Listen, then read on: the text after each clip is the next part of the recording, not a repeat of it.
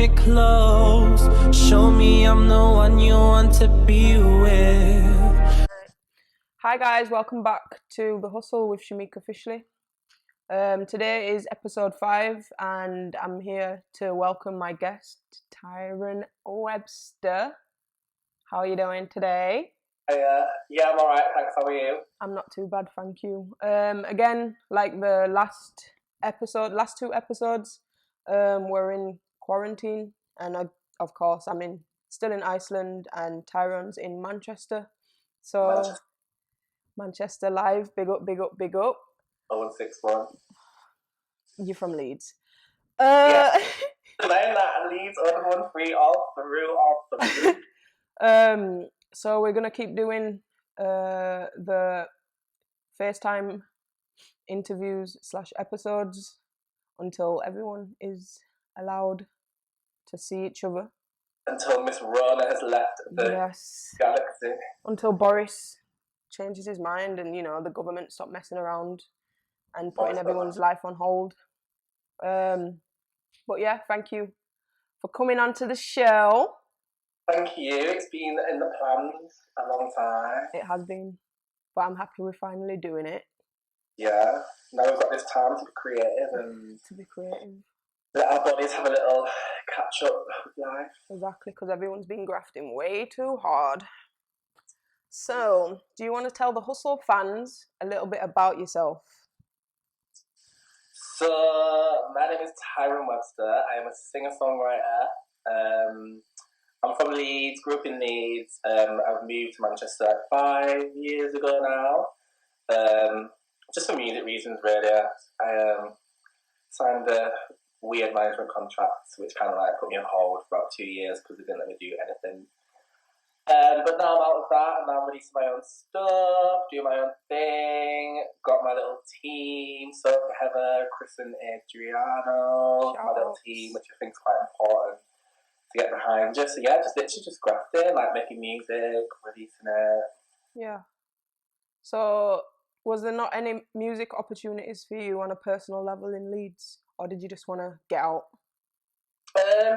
To be honest with you, like the music scene in Leeds is popping. Like I still do speak to people from Leeds. Like I do have some contacts and relations in Leeds, but I feel like because I grew up there and I went to uni there, did my degree there, I kind of just wanted something a bit fresh. And like I'd always come to Manchester anyway, like, and the Manchester scene was good. So and I had friends over here as well. So it's just like the next elevation, I suppose. Like getting away from your hometown, I think it's quite cute. Like it's quite good. I think it's good for you, like personal growth. Yeah, 100%.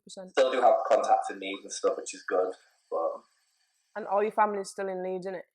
Yeah, my family's still in Leeds. Like I do go back every now and again. Every time I go back though, I do think, I miss it so much. I want to move back here, but there's just like I think I've got my base now in Manchester. So if I was to move back to Leeds, I kind of have to like restart again and do it all over again. So I do personally think, like Tyron mentioned, moving away from your hometown and starting somewhere new and fresh does help you tremendously with personal growth. It does, yeah, because like you get so used to what you're surrounded by, and it's just that I like the buzzes of starting fresh. You've got your own identity, and I think like especially like when I was in Leeds, like you go through high school, you go through uni, like through kind of things that are kind of like structured and like. So it's a bit weird, and then once like you move away from it all, you kind of get out of that structure and you have to make your own structure. Yeah. So you mentioned that you went to university. What exactly did you study? So I did a BA honours in popular music performance and composition. Okay. Yeah, it was good. I enjoyed uni, to be fair. What was it for? You can be honest on here. Everyone has different experiences. I did enjoy it. Like I did get some good contacts out of it, and like I did learn quite a bit. But like I feel like it was quite. I got looked at quite different. Like just from like my upbringing, like being from a council estate, like being quite like rough and nilly compared to like people that come from like down south, that like grade 8 theory, like just like being taught, had lessons, like because I didn't have any lessons like before uni, like I went to college I'm self-taught. Like I literally just grew up listening to Mariah Carey and Prince, just imitating them, kind of. And I think that's where my vocal ability came from. But like, I kind of had the last laugh because like out of everyone in the year, I got the principal scholarship. So it's kind of like just proving like it doesn't matter where you're from. Like, as long as you've got a love and a passion and you grind at it, then rewards. And you put in that work. Mm-hmm. So that ties in with two of the questions I've already written down. How long have you been singing for? I have literally been singing. I know everyone says it's like, you see, like, I've been singing since I was 2 years old. No, I feel like, do you know what I mean? Like, everyone says it and you're like, but have you really? No, but I'd say like what I can think of, my first moment of me actually like singing, like was in like year 2. Like I auditioned for, I think it was Grease, that they were doing the rendition of Grease, the musical. So I sung Unchained Melody. That was my audition song. That was like my first recollection I can go back to me singing, but I do remember just like growing up and watching the Mariah Carey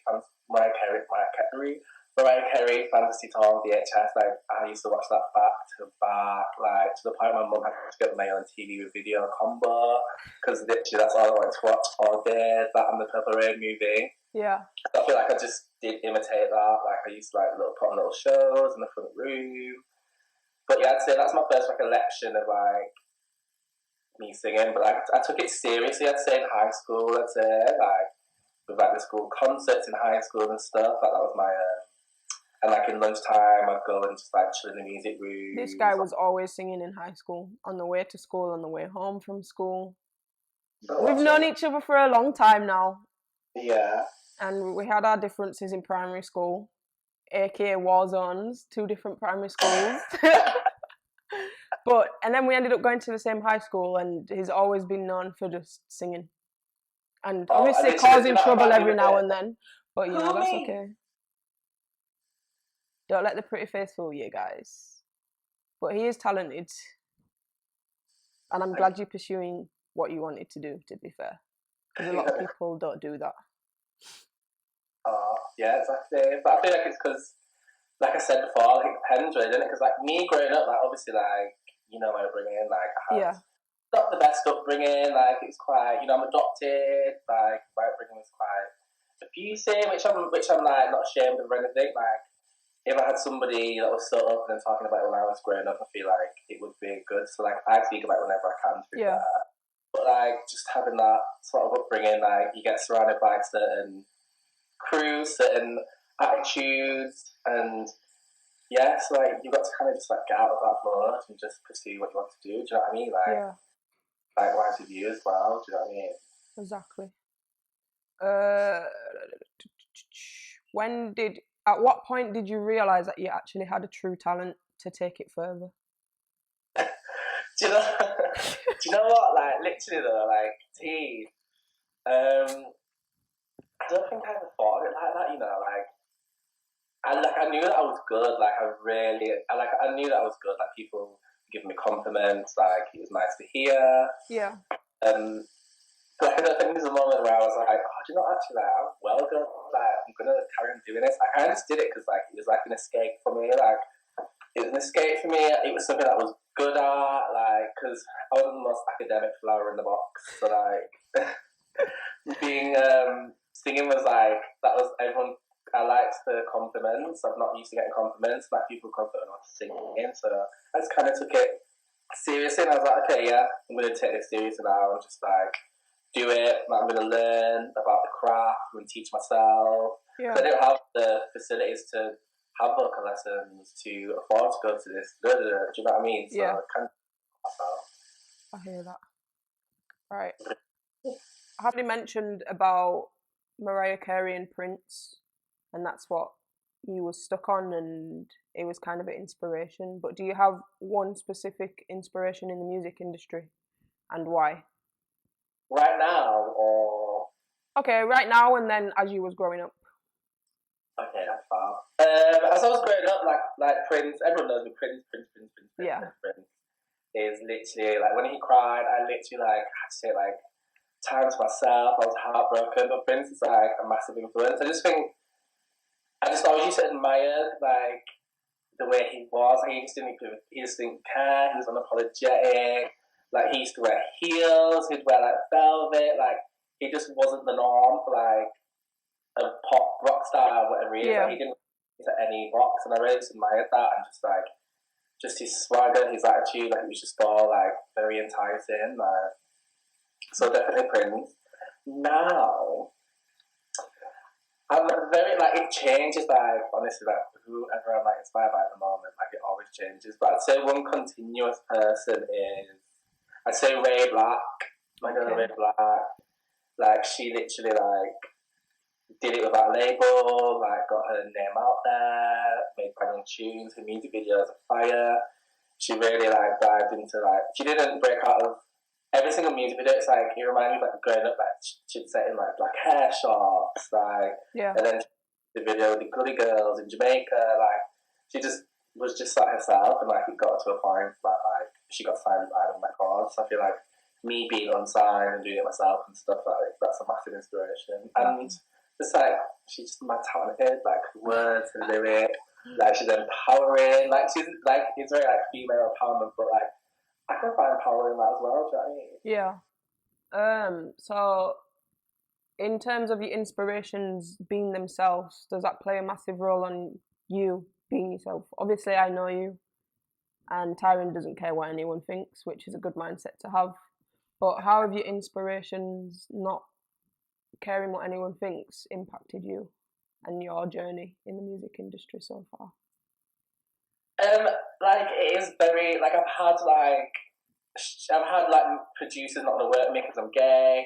Like I've had like media outlets telling me that my music's not gay enough or just not cover me. Like, and it's just like okay, like I think not caring is like helped me carry on. Like okay, cool, whatever. As much as that is horrible, like somebody not wanting to work with you because you're gay. Like are we in the 1950s? No, we're not. Yeah.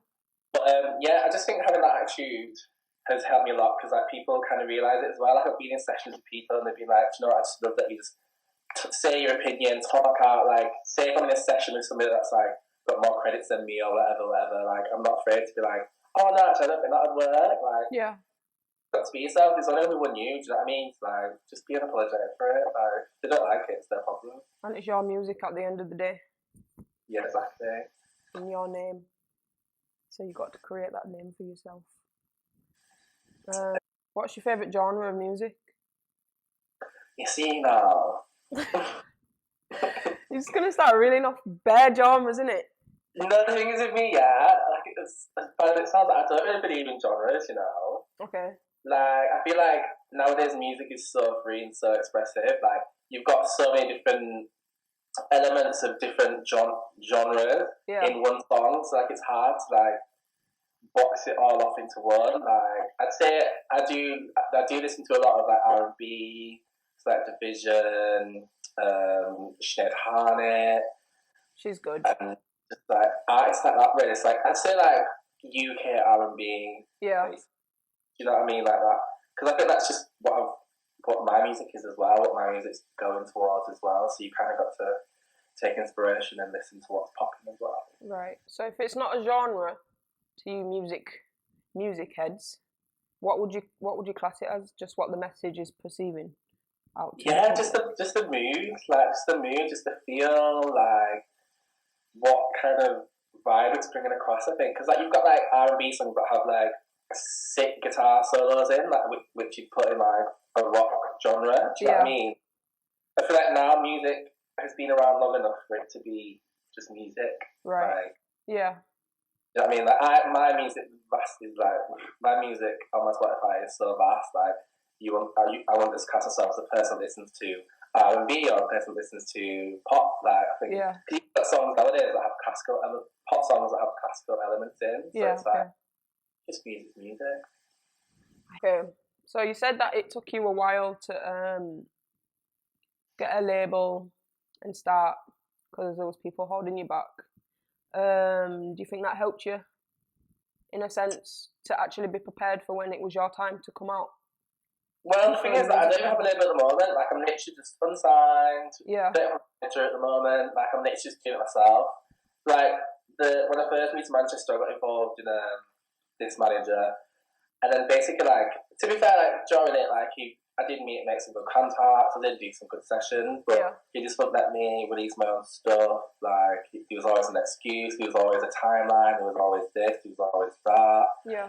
So I kind of just wrote that out for the 2.5 years, I think it was. And then eventually I got out of that and then just started building my sound. Because it kind of knocks you back a bit, like it kind of knocked my confidence back a bit.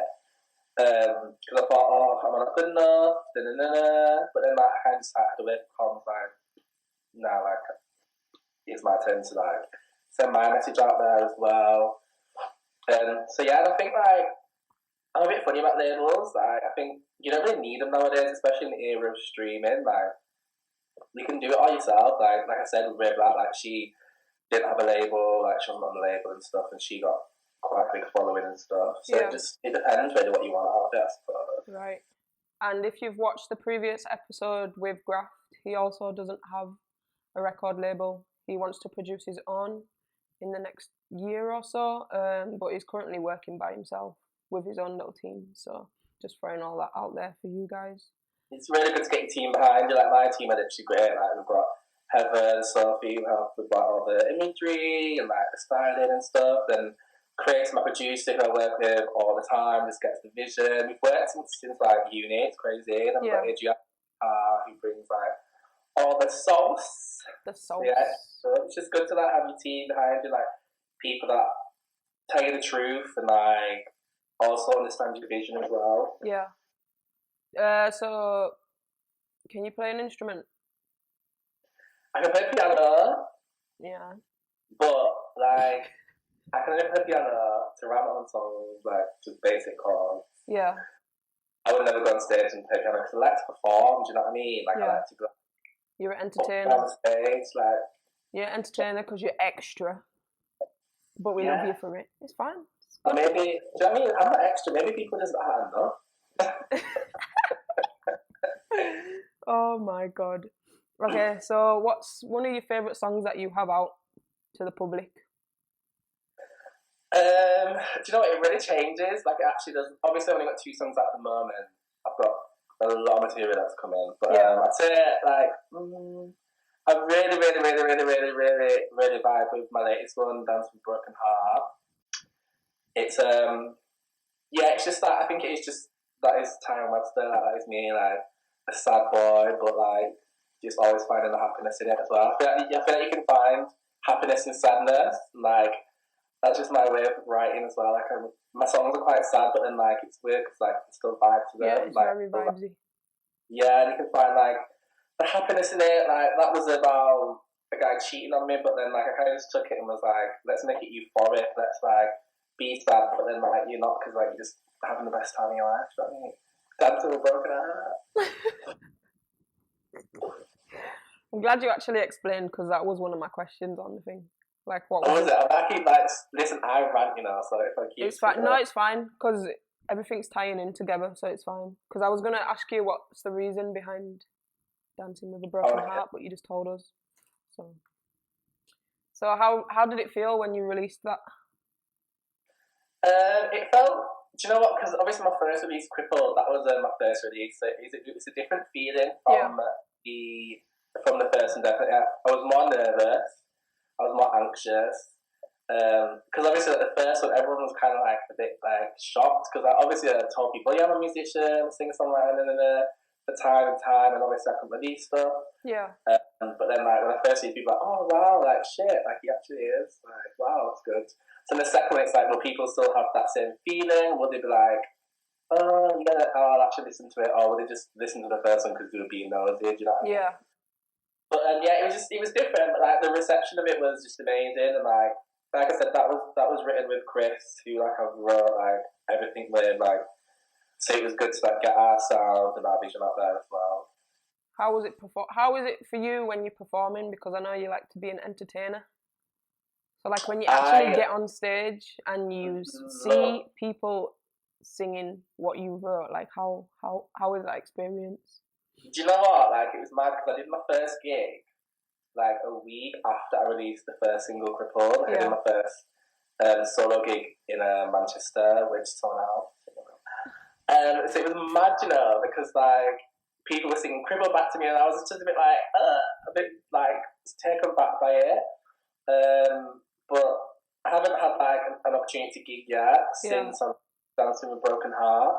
Obviously, Miss Rona has affected my bookings. I had some festival slots and some gigs lined up, but they've been cancelled. So cancelled, not even postponed. Cancelled for next year, but the promoter did say like we'll see where we're at next year. So okay, hopefully. But it's just annoying, man. Like built up to that point, and then like this virus, this horrible virus. I'm not like downplaying how serious it is. It's just like affecting everything. Life, oh, I can't swear. You can. It doesn't matter. So since Miss Rona has given you all the time in the world, are you currently working on new music in this time? Yeah. Do you know what? It's weird because I've actually been like more creative. Like I'm kind of just like been writing loads. I've got so many new ideas. Just constantly send them to like Chris and Adriana. Like we have like weekly meetings of like where we're at and stuff. So yeah, we've got a lot coming. We've got a lot coming. Yes, can we hear anything more about it or? We've just got a lot coming. Like I'm hopefully planning to release an EP by the end of the year. Yeah. With the music that we're working on at the moment. But yeah, it's just very, it's nice. It's very nice. I'm very, very, very, very, very, very, very happy with what we've got coming. Like it's just the whole vibe. So when you're choosing your music of what to write, is it literally like what you've been through in that moment of time, or is it just like a feeling, or do you focus on what your fans want to hear, or is it just you relaying your personal life out to the world?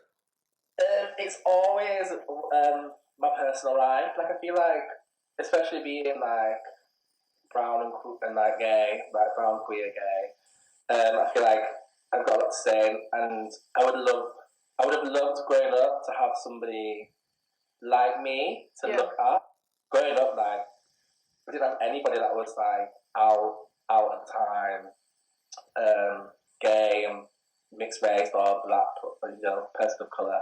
I'm proud. So like it's good to like have me be that person kind of, and everything that I write, I'm not shy telling people. Yeah, it's about a guy. It's about this. It's about that. Like I'm very open about that, and hopefully that draws the audience in as well. Like some publications may think my music's not gay enough, but I don't know what that means because I don't know what that means either. Doesn't even make sense. And literally like anyway. But yeah, so it's all my personal experiences. I feel like I find it really hard to like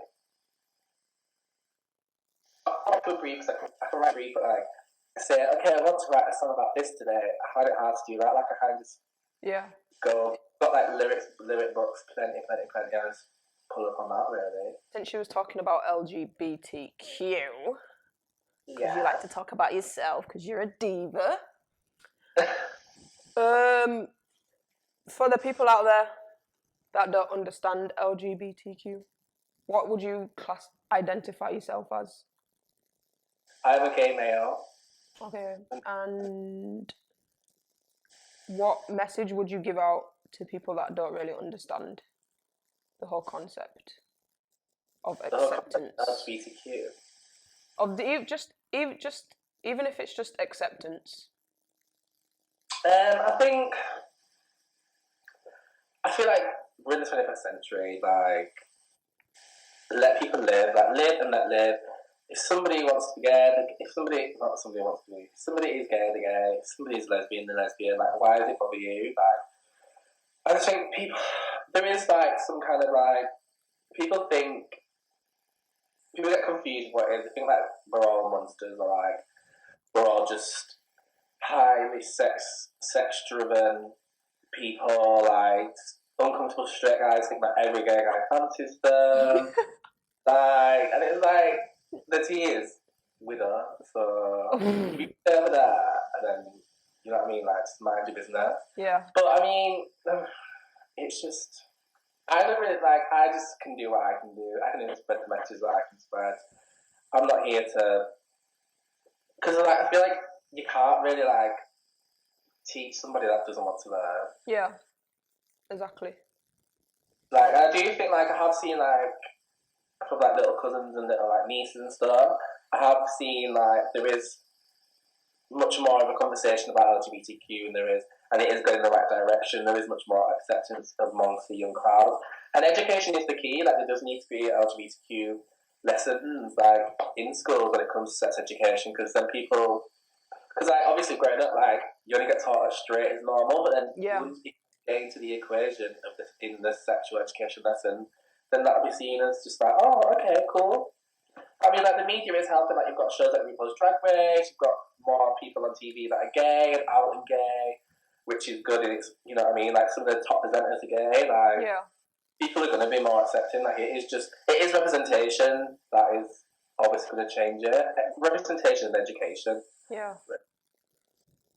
Do you think the LGBT community in England is growing? Because I know in America they've got a whole different system, and it's been taught really well, and there's loads of support and stuff. But I personally feel like I've talked about this in the first episode with my friend Desi, because she's from America, and I was telling her that there's not that much support, or there wasn't when we've been growing up. So it just tends to make people hide who they really are. Again, until you move out and then you realise that you're actually comfortable outside the comfort zone with who you are. But do you think it's progressing in the right directions? Yeah, massively. I think for the LGBT side of it, I think it is definitely. I feel right now, we need to all come together as a community and look after our trans brothers and sisters, because they're the ones that are getting it at the moment. Yeah. You've even got gay people as well, internalized homophobia that. But I don't think transgender people should be in the LGBTQ umbrella, which is ridiculous, because Black trans women have come up with a reason why we have Pride today. Sylvia Rivera, Marsha P. Johnson, know your history before you try and banish out transgender people, because you're just banishing yourself out. And to be fair, if you've got that kind of opinion, you don't deserve to be gay. No. Don't take nobody's letter off them, biz. I'll take yours off you. Learn your history. Don't be an idiot. Honestly. No, honestly, it really gets me angry. Some people just don't know how lucky they've got it. Obviously, we've still got a long way to go. There is still homophobia in the world today. But, I think about, when the AIDS crisis is happening, or, just being gay then in that moment in time was just a horrible, scary time. You'd get beat up for no reason. Especially, the first Stonewall March. Imagine being around that time now. You can live a bit more freely because of all people that you're trying to banish, or the trans people that you're trying to banish out of your mind. They're the reason why you can walk these streets so freely and so openly. Right. Well, in most cases. There is, I'm not saying there isn't any hate crime going on, but there still is. But yeah, it just gets me annoyed that people like to disregard older people or trans people. It's just babe, protect your trans brothers and sisters, because they need it. We're here. Exactly. Do you think it's harder for the Black community who are dealing with LGBT? Yeah, massively. Growing up, I remember obviously I'm mixed race, I'm half Jamaican, Coronarian, white as well. So it was weird growing up, because I wasn't accepted by black boys because I was too feminine, or they say I was white, or they say I was a batty boy, and then the white guys would just be be a bit weird and think that I'm the token black friend. Yeah. And then do you know what I mean? And then being gay with it all as well is just oh, mind boggling. And I think especially from my experience within the Black community, there is a lot of work that needs doing. I think it just is, especially being Black and gay is so hard, because you're seen as a batty boy. Most of the media over there, it's Batty Boy Dead, Chichi Man. You've got big, massive dancehall acts that are going bye-bye and a batty boy. Do you know what I mean? Yeah. It is hard. And I feel especially because there's such a what's the word? Within the Black community, there is such a family. Family is everything, and you don't let your family down. That is the attitude, especially if you've got like Caribbean parents. You know, you don't let them down. So, like you'll get that life. You'll get this girl pregnant. You'll live in the shadow. You live being DL. So I feel like it is very hard. Yeah. Well, that's speaking of my experience anyway, like what I've seen. Because like growing up, like guys that used to bully me, like beat my DMs. Do you know what I mean? And it's like. Oh my god! I hope Dominique watches I do this. just feel, I do feel quite sorry for them because like obviously not living a true life, but then at the same time I'm like, don't try to bring me into your DL, babe. It's like right. It's just it's all a bit mad. Have you always known that you were gay? Yeah, but then not like the first like I'd say the moment that I first got back to acting upon being gay was like me and this guy in year 3 just like run to the toilet and kiss and then run out the toilet. Yeah. That was my first recollection that I have of me being gay. But I mean, like I used to put on shows in the front room. Do you know what I mean? Like I used to want to like have the little fake heel kits that you could get from Woolworths. Like, do you know what I mean? So like, I feel like my family knew.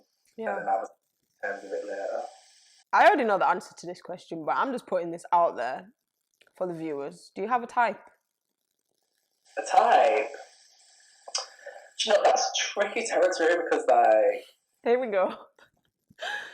I would say, like, well, I do have a type. Dickheads, clearly.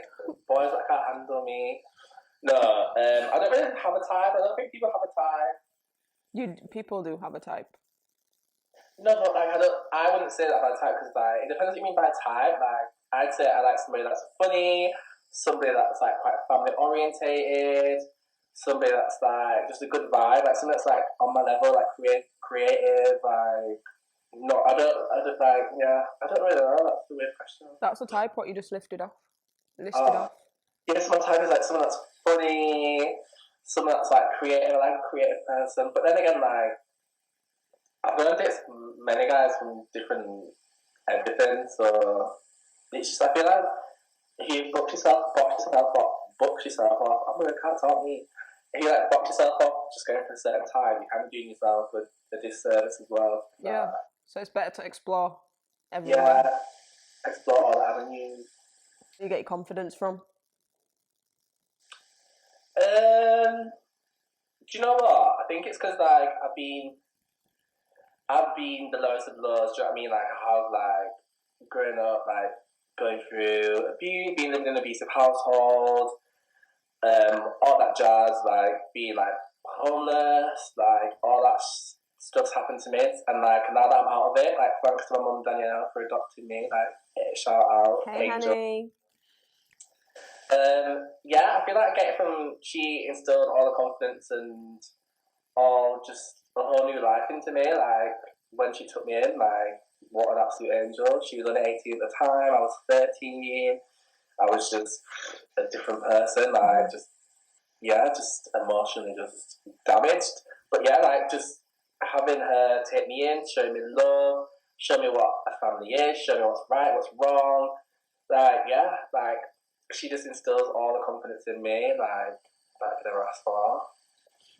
She's a wonderful woman. She is an absolute angel. What motivates you the most?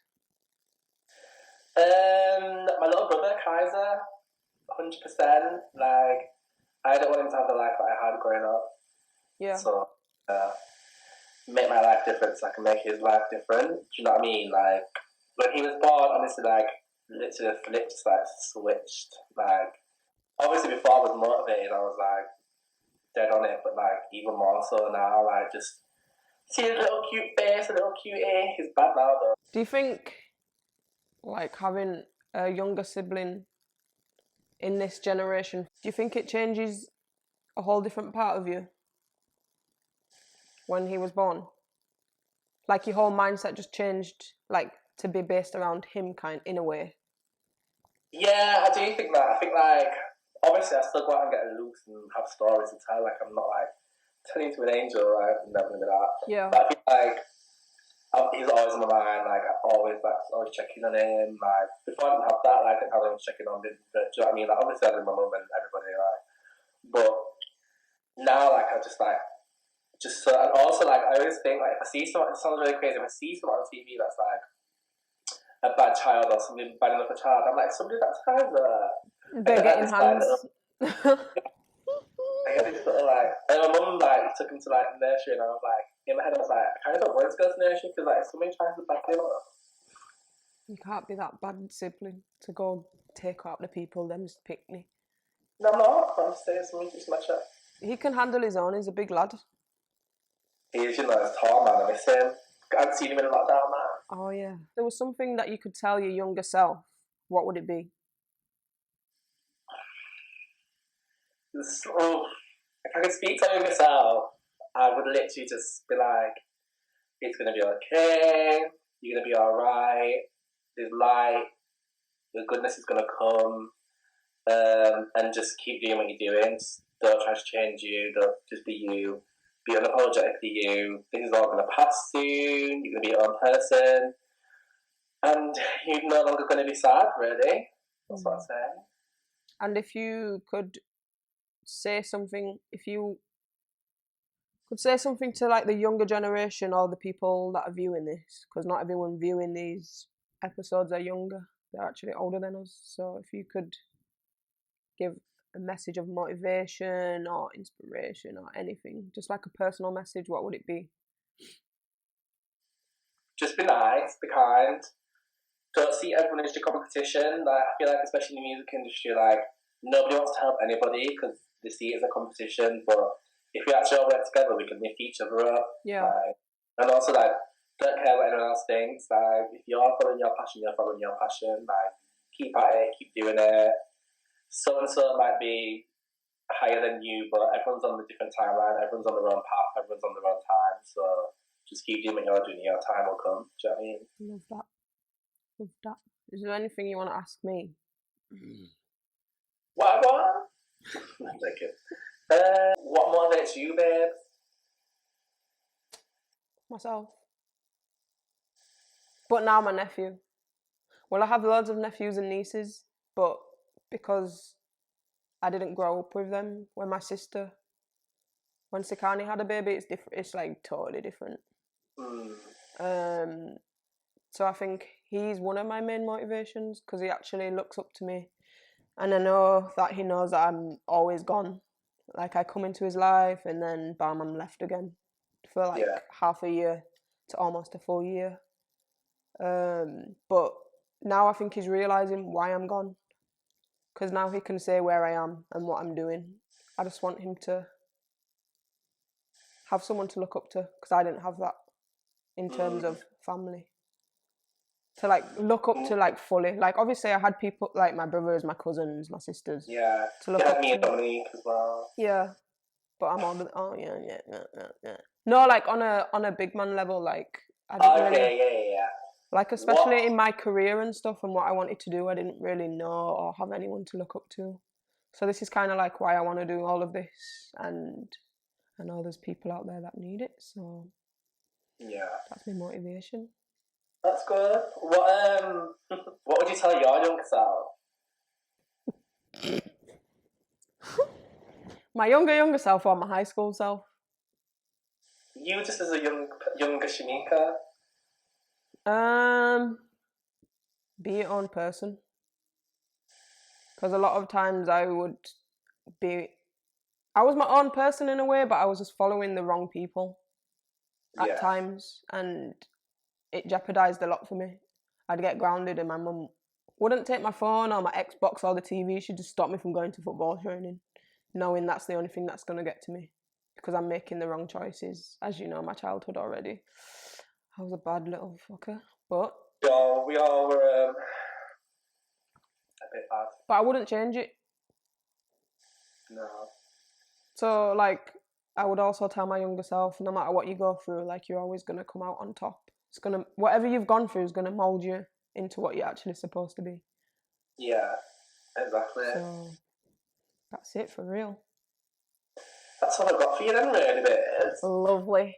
Well, thank you so much for coming onto the show. No worries. Thank you for having me. We'll be promoting all your music platforms, your social media. We'll put them in the description and on the video in the top right corner. Right here. And yeah. Did you know your face has just been the same for like the past 10 minutes? Has it actually? Yeah, my computer must be like crashing. Flipping out. But yeah, thank you to all the viewers for your constant support. And to any newcomers, if you have any questions or want to see specific things in the up and coming episodes or on my Instagram page, just let me know. Thank you again, Tyron. Make sure you all stay tuned for new music after Miss Rona goes. Yeah, follow me on all the socials, keep tuned. And hope everyone's staying safe and being smart, especially the people in England. Listen to what Boris is saying. Stay home. Yeah, for now. Thank you. And keep the hustle going. It's been a pleasure. Deuces.